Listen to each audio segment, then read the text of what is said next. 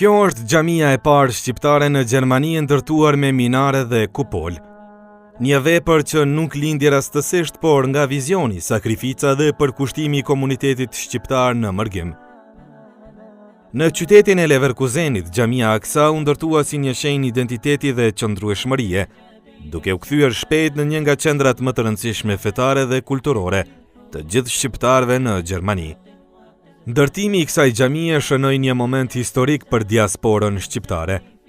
Nga një hapësirë e vogël, u ndërtua hap pas hapi, me kontributin e mërgjimtarëve shqiptar, duke u zhndërruar në një objekt monumental të besimit islam. Kjo xhami u themelua dhe udhëhoq në fillimet e saj nga Mulla Jakub Asipi, një prej imamëve më të shquar shqiptar, i cili la gjurmë të pashlyeshme në jetën fetare dhe shoqërore.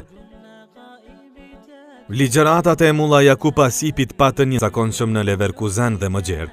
Me fjalën e tij të drejtpërdrejtë në gjuhën shqipe, ai bashkoi shqiptarët, forcoi besimin dhe ndërtoi një komunitet të qëndrueshëm rreth xhamisë. Ai nuk ishte vetëm imam, por edhe themelues dhe udhërrëfyes shpirtëror, duke i kthyer xhamin Aksa në një qendër të hapur për gjithë, pa dallim. Xhamia Aksa vazhdon të jetë aktive gjatë gjithë vitit. Këtu organizon ligjërata të rregullta fetare, mësim besim dhe mësime të leximit të Kuranit për fëmijë, duke përfshirë edhe hatme të Kuranit, si momente të veçanta gëzimi për familjet dhe komunitetin. Edukimi i brezave të rinj mbetet një nga shtyllat kryesore të kësaj xhamie.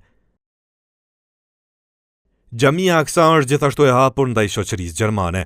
Ajo vizitohet nga shkolla të ndryshme, grupe nxënësish dhe institucione të ndryshme, duke shërbyer si ur mirëkuptimi dhe dialogu ndërfetar. Në këtë xhami persona të ndryshëm kanë njohur Islamin dhe kanë pranuar fenë islame, duke e bërë xhamin Aksa një vend të udhëzimit dhe reflektimit shpirtëror.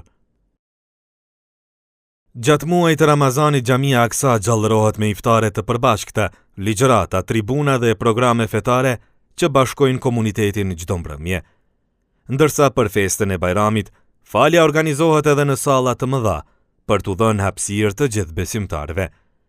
Në ditën e Bajramit, xhamia organizon aktivitete të veçanta për fëmijët, lojra dhe programe festive, duke kthyer këtë ditë në një kujtim të paharruar për më të vegjëlit.